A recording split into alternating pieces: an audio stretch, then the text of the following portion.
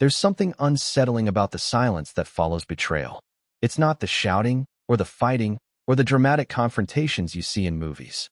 It's the quiet, the eerie, suffocating silence that fills every room, making you question whether you've lost your mind or if it's just everything around you that's gone insane. It all hit me at once, right in the middle of a party. No, not just any party. It was her party. Her corporate celebration, the kind where the wine flows freely and everyone's smiles are a little too wide. It was the kind of party where people were so obsessed with talking about their achievements that they forgot to listen, to care, to look at the people sitting next to them. And there I was, in the middle of it. In the background, as usual. Not because I wanted to be. No, I used to think I could handle it. But on that night, something inside me broke. Maybe I had known all along that I'd never truly belonged there. But tonight, it was different. This wasn't just a simple feeling of inadequacy. No, it was more like a revelation. A slap across the face. I wasn't just an outsider at her party.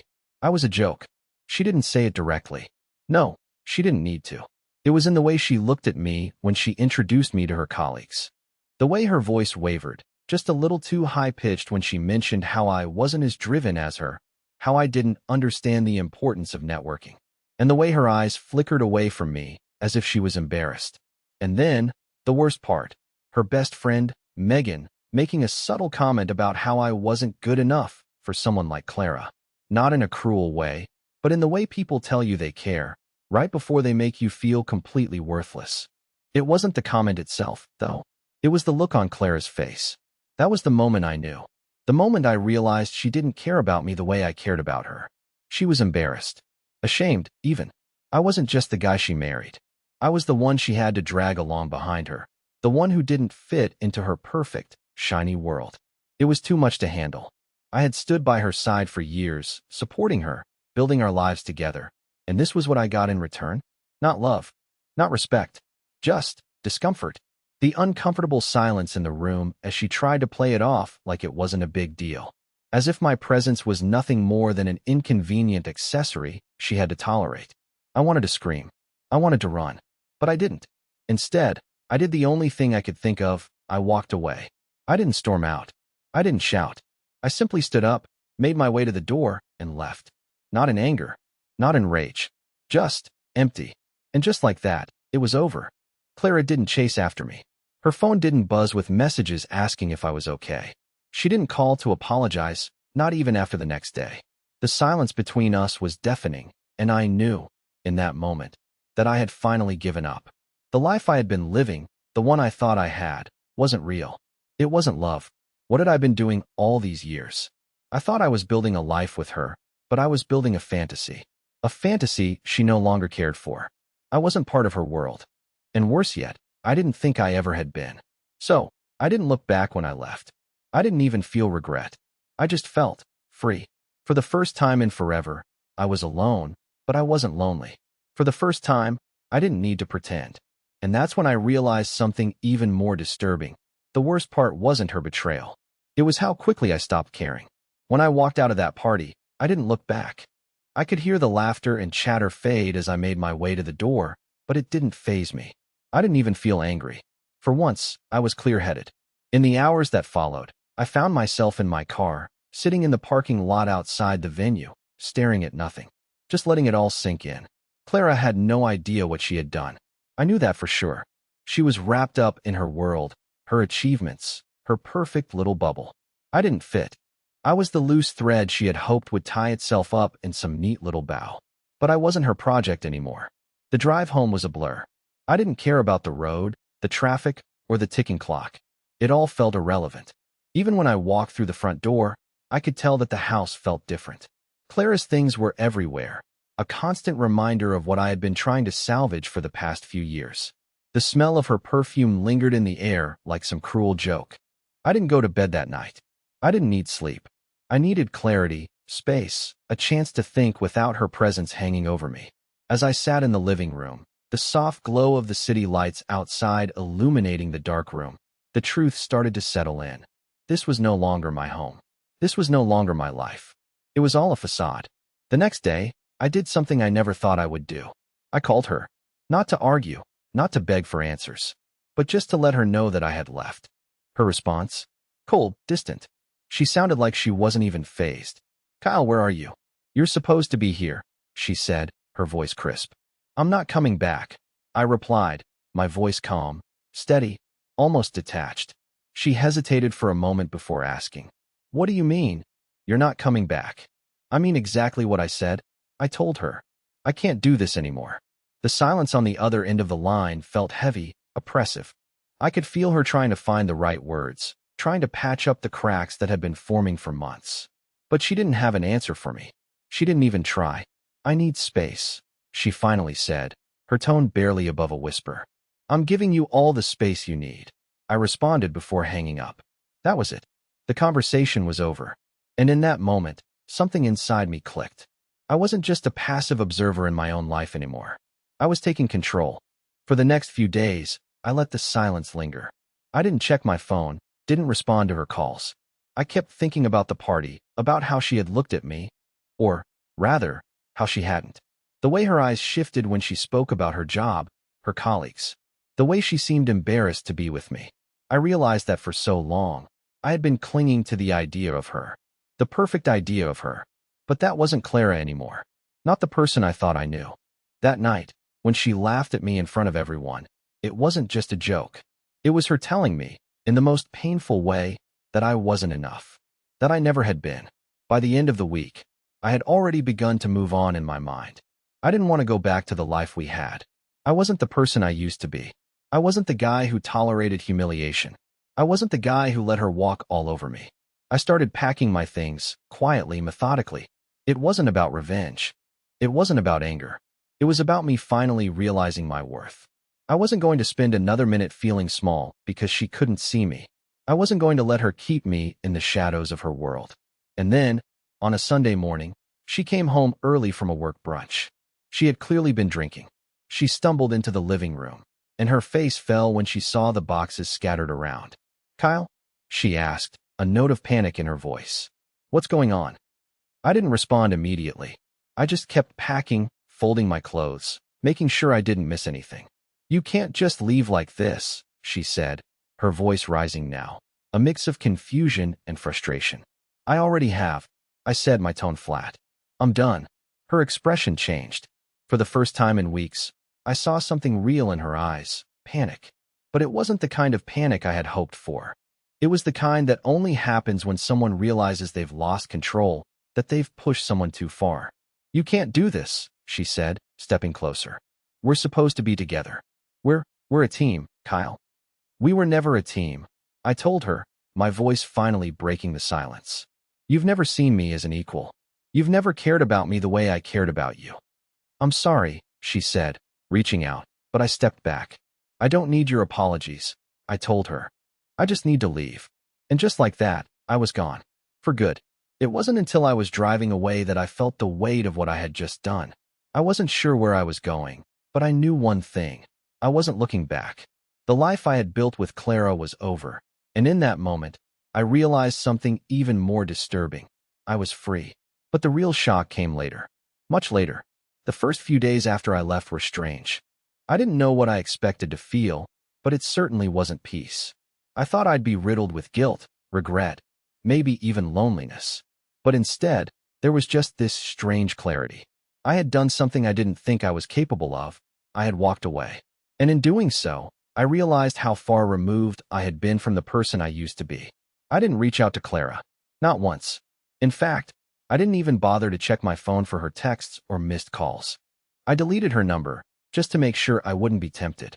There was no reason to keep living in the shadows of her world, and as much as it hurt at the time, I understood that it was time for me to build my own life. But I wasn't prepared for what happened next. I had expected her to be angry, maybe even send a few angry messages or emails demanding explanations. But no, Clara did something I never saw coming. 2 days after I left, I received a package. It was small, unmarked, and came from her company's office. At first, I thought it was a mistake. Maybe some papers she wanted to send, or something of little importance. But when I opened it, my heart sank. Inside was a framed photo of the two of us at an event a few years ago. A picture of us at our happiest, smiling, laughing, with our arms around each other. It was a reminder of the life we once had, But more than that, it was a manipulation.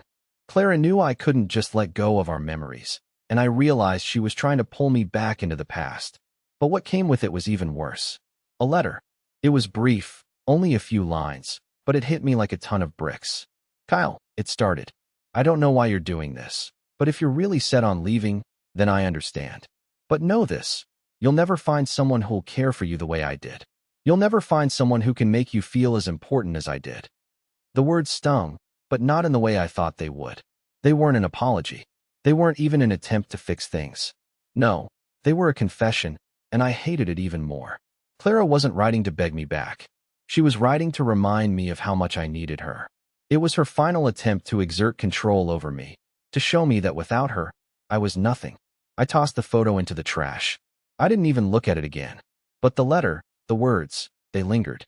I spent the rest of the day replaying it in my head, but there was one thing that gnawed at me: the tone, the finality in her words. She had no idea just how wrong she was. For the next few weeks, life went on. I kept to myself.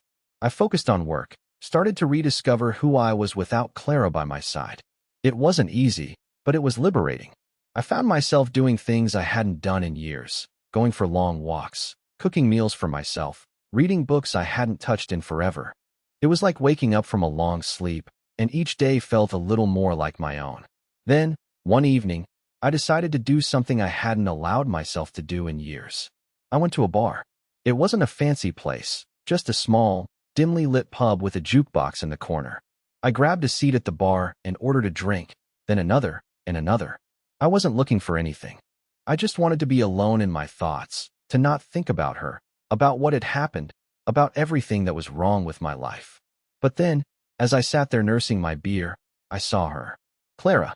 Of all places, she was sitting at the table across from me, her back turned to me. At first, I thought I was seeing things. It had only been a few weeks, and I hadn't seen her since that night. She hadn't even called. But there she was, laughing, leaning in close to a man I didn't recognize. It was a gut punch. Not because I still had feelings for her. Those had faded, little by little. But because it was so obvious. The look on her face, the way she leaned in towards this man, the way her laughter rang out in the dim, empty room. She was moving on, and she was doing it without a second thought. It hurt, not because I wanted her back, but because I realized just how easily she had discarded me. I wasn't even a footnote in her life anymore. I was nothing more than a past mistake. A footnote she could brush aside and move on from, just like that. I couldn't take it.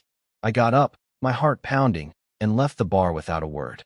As I walked down the street, I felt something inside me shift. It wasn't anger this time. No, it was something much deeper. It was the realization that Clara had never been the woman I thought she was. She was someone who could cast me aside as easily as she had done before. And in that moment, I understood something I had been avoiding for so long. I had never truly mattered to her. When I got home, I sat down in the dark, alone in my apartment, and for the first time in ages, I cried.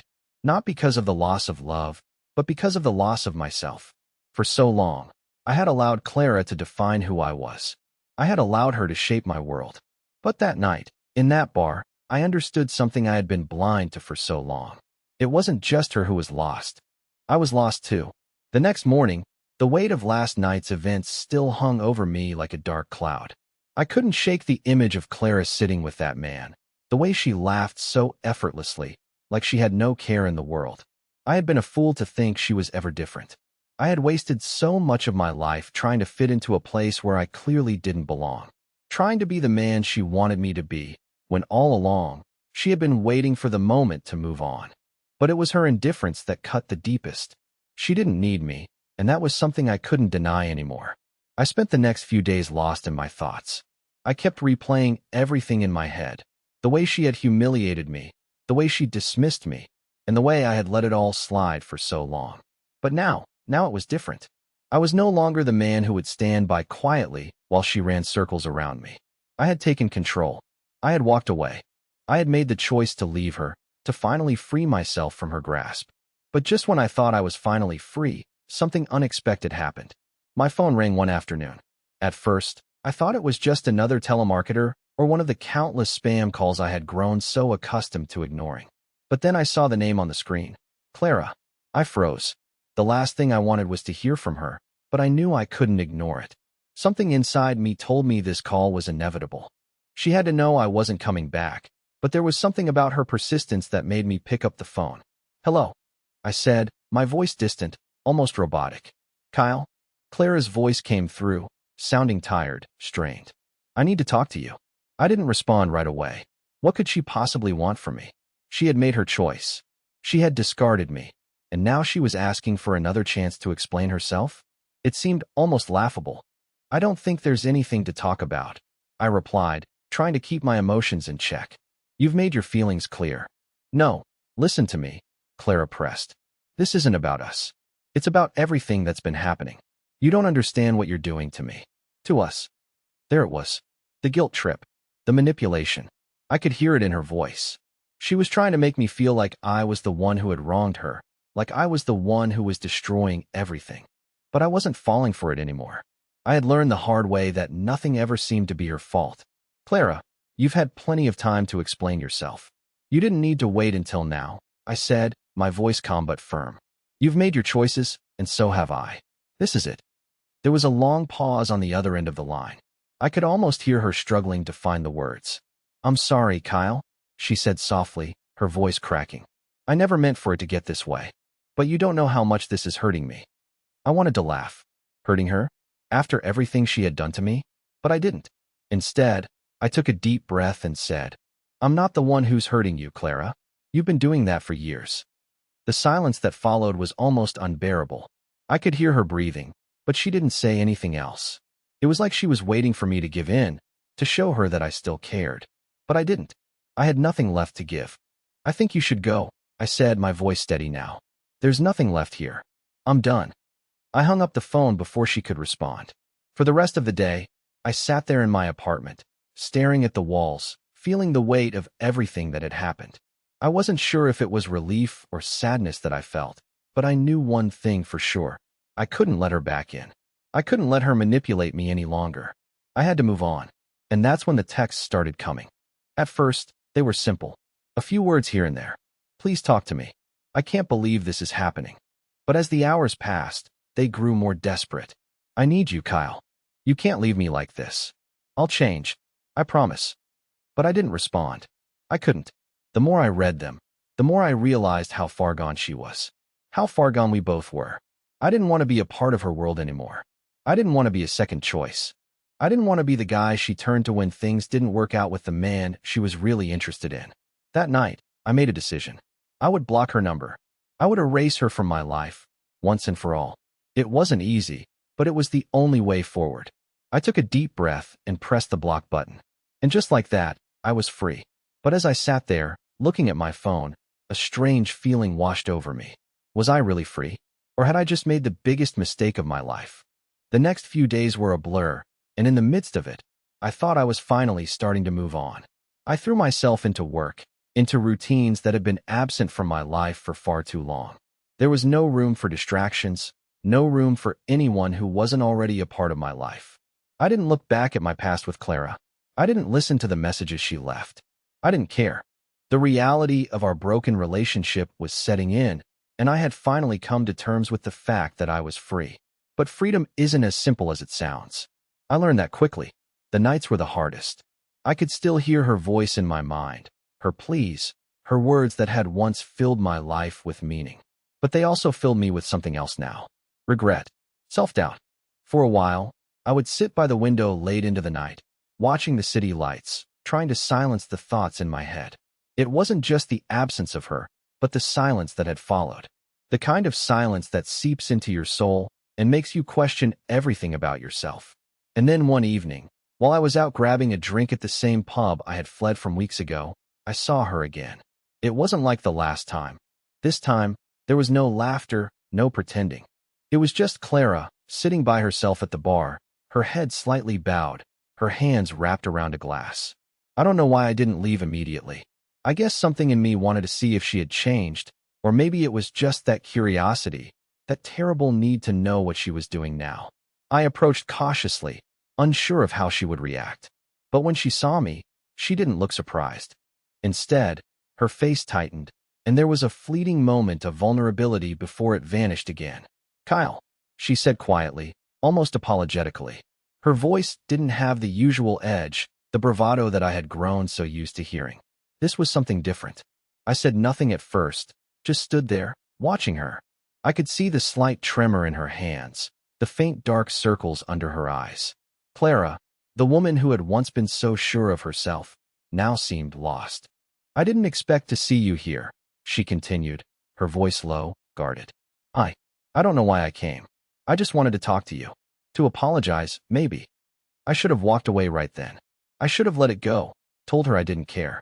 But something in the way she looked at me stopped me. Something in the way her eyes searched mine, as though she were pleading for forgiveness. Not from me, but from herself.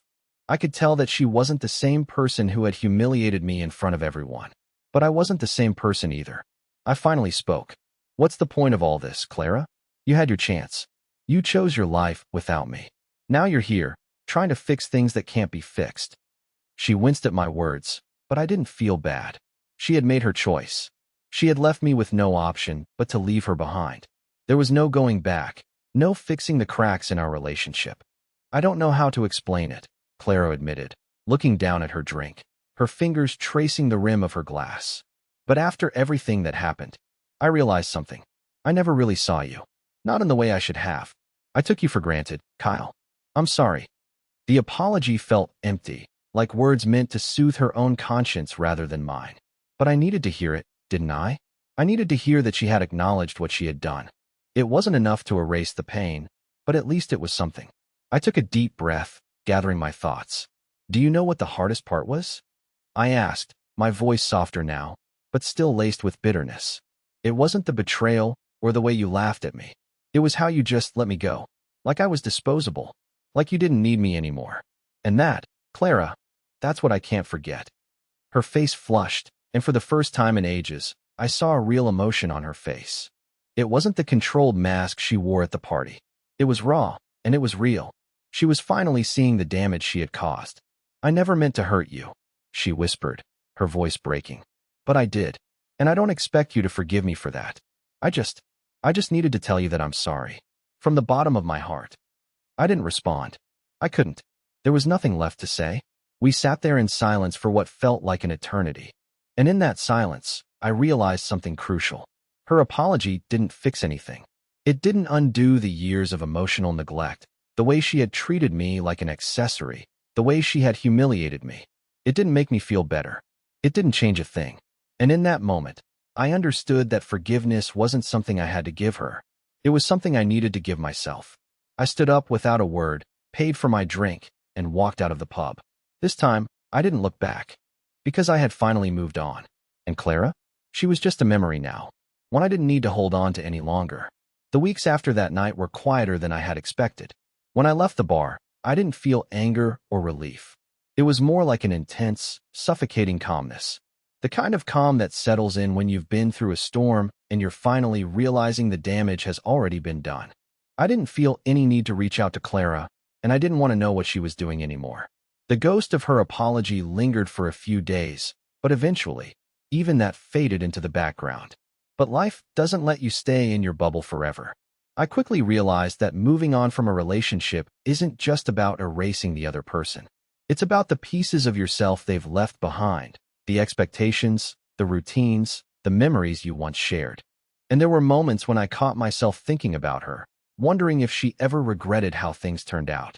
But every time I did, I reminded myself why I had walked away in the first place. She didn't regret what happened to me.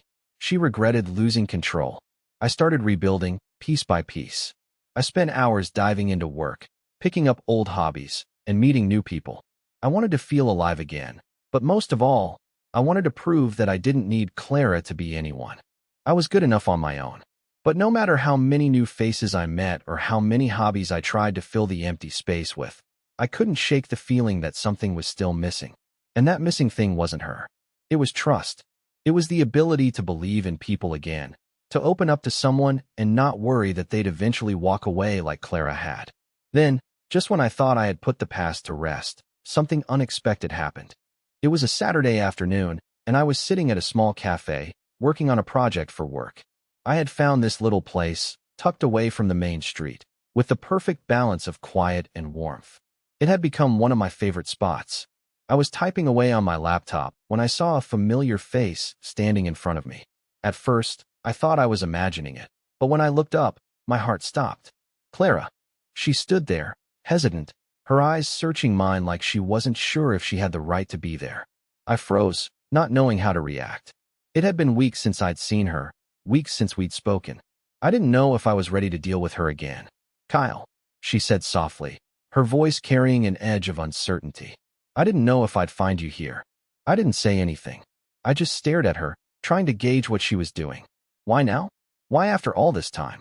I know I've done a lot of things wrong, she continued, her voice shaking slightly. And I know you probably hate me, but I need to explain. I could hear it in her voice. She was desperate, clinging to whatever was left of her pride. But I wasn't sure I wanted to listen. My mind raced as I thought about everything that had happened between us. The humiliation, the lies, the years of trying to fit into a relationship that was never really meant to be. What is there left to explain? I finally said, my voice cold, cutting through the air between us. You said everything you needed to say when you laughed at me that night. What's left? Her face softened, and I saw the flicker of guilt in her eyes, but I couldn't bring myself to feel sorry for her. Not anymore. The woman who had once meant everything to me had turned into someone I no longer recognized. I just need to know that you understand why I did what I did, Clara said, her voice growing more frantic. I made mistakes, Kyle, but I didn't mean to hurt you. I never did. I was lost. I didn't know what I was doing.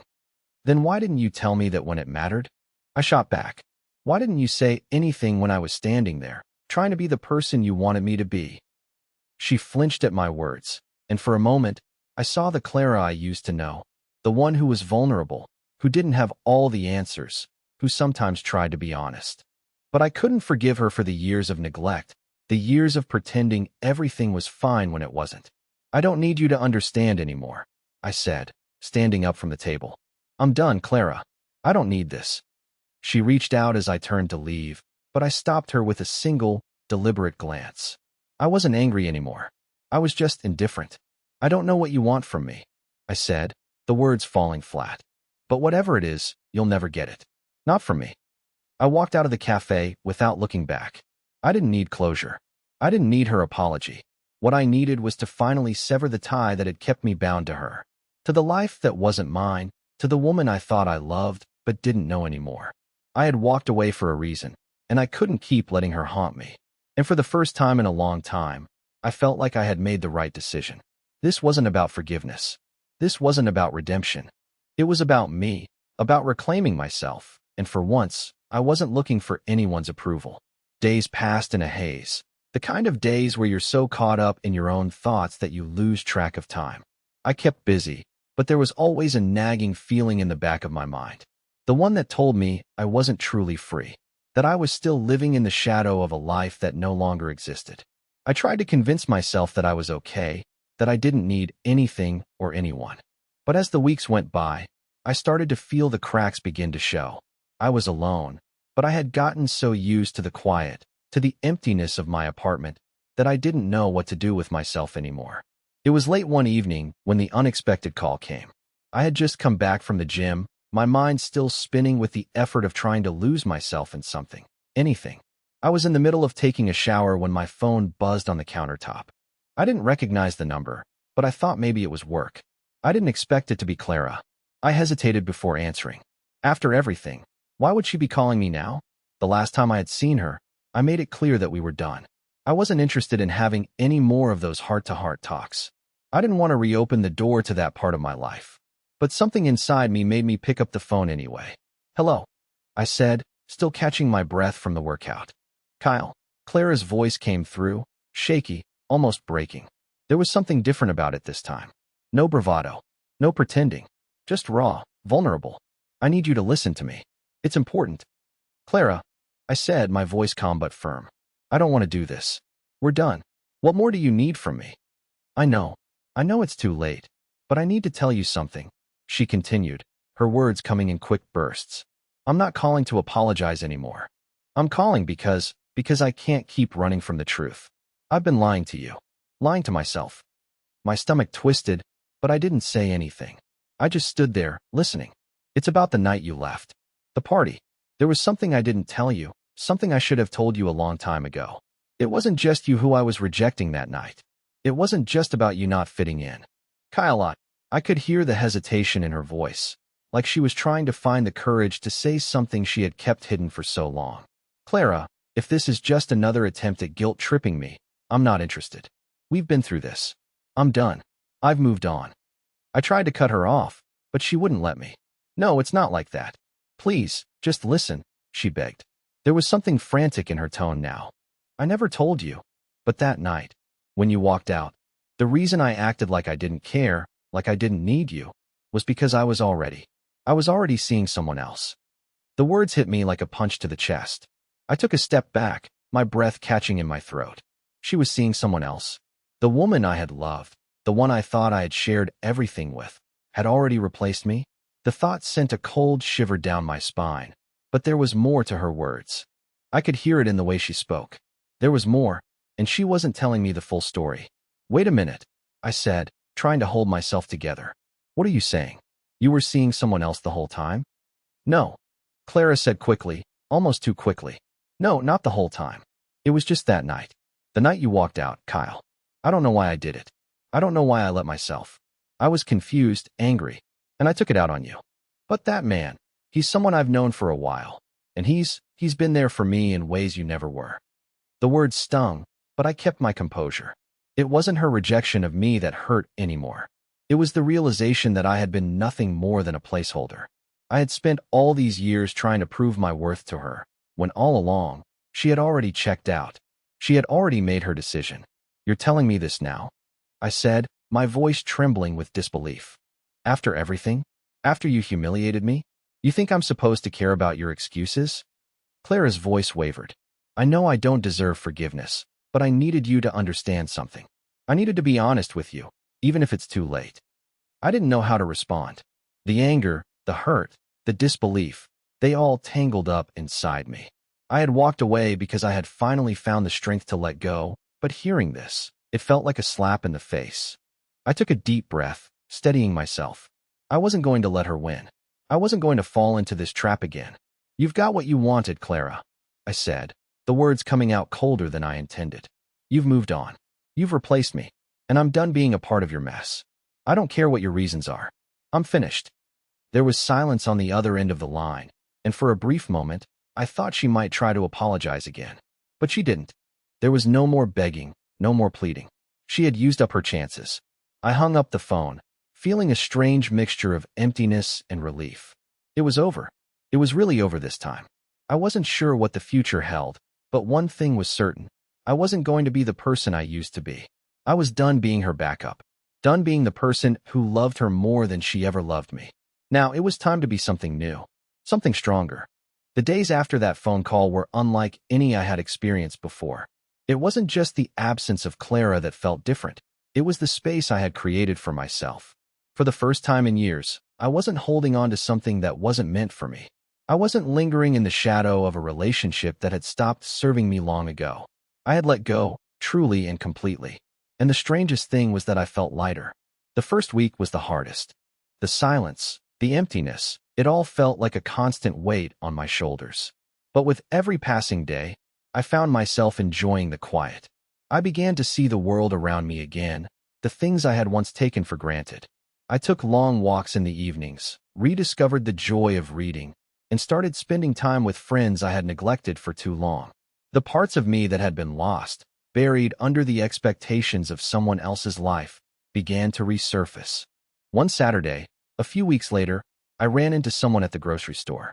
Her name was Sarah, and she had been a friend of a friend. I'd seen her around a few times at parties, but we never really talked. This time, though, as our carts bumped into each other, we both laughed, exchanging a few words. She was kind, funny, and easy to talk to, and for the first time in a while, I felt the spark of something I hadn't felt in years. We ended up talking for nearly an hour in the aisles, and by the end of the conversation, she asked if I wanted to grab coffee sometime. It wasn't anything fancy, just an offer for something simple. But for the first time since everything had fallen apart with Clara, I felt like I was allowed to feel something again. I agreed, and we exchanged numbers. That afternoon, I sat in a quiet cafe, waiting for Sarah. I wasn't thinking about Clara anymore. I wasn't wondering what could have been or what I had lost. I was thinking about the future, about the possibilities that awaited me. I had always defined myself by my relationships, but in that moment, I realized that I had something much more important: my independence, my peace, my self-worth. When Sarah arrived, we talked for hours. We laughed, shared stories, and found that we had more in common than I had expected. There was no rush, no pressure. It was easy. We didn't talk about past relationships or baggage. We just enjoyed each other's company. For the first time in a long while, I felt the warmth of connection without the weight of expectation. As the weeks went on, Sarah and I spent more time together. But this time, it was different. I wasn't rushing into anything. I wasn't looking for validation or trying to prove myself. I was just being myself. And it felt right. We supported each other, shared our lives, and most importantly, we respected each other's independence. Looking back, I realized that what Clara had taken from me wasn't love, it was my own sense of self. But now, as I stood with Sarah, I knew that I had rediscovered who I was. I wasn't defined by anyone else anymore. I had taken the hardest step of all. I had walked away from something that wasn't working, and in doing so, I had finally found the person I was meant to be. I didn't know what the future held, but for the first time in years, I wasn't afraid. I wasn't holding my breath, waiting for something to happen or for someone to save me. I had saved myself, and that was enough. It wasn't a perfect ending. There were days when the pain from the past still crept up on me, but I knew I had come out the other side. The most important lesson I learned was that sometimes you have to lose everything to find yourself. And when you finally do, you realize that the only person you ever needed to be truly happy was you. I smiled at Sarah across the table, feeling a warmth I hadn't felt in a long time. And this time, it wasn't because I was holding on to someone else's expectations. It was because I had found my own path. And that was the beginning of something beautiful.